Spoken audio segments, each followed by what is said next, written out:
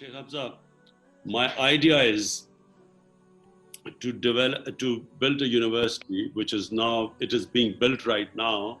In another 5-6 months, it will be functional. But the concept is this, that we have a university which, for a start, makes people understand the life of the Prophet and also the state of Medina, how it was built, how it became the bedrock of the greatest civilization for many centuries. How to develop, have research and then produce material for ordinary Pakistanis educated and other institutions to understand.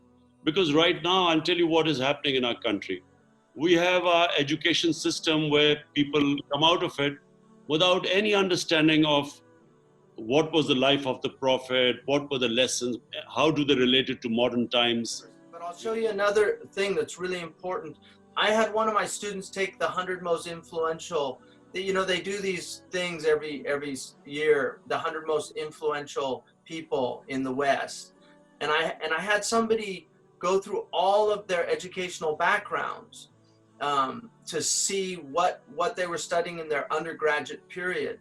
And what I found consistently was they were studying things like history, philosophy, English literature.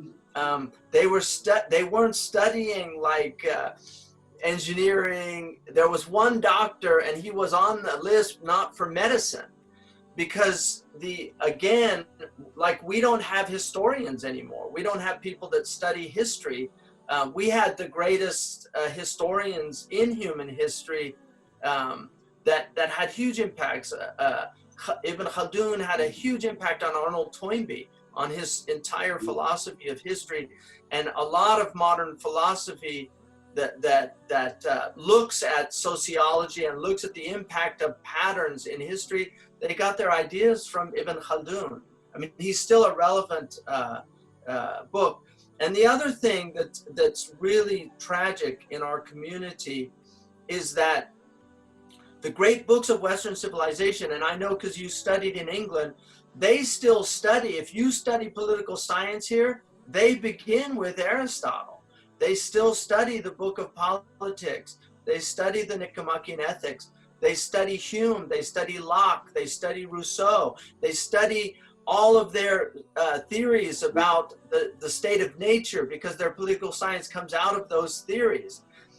In the Muslim world, we have all of these incredible resources that have been entirely abandoned.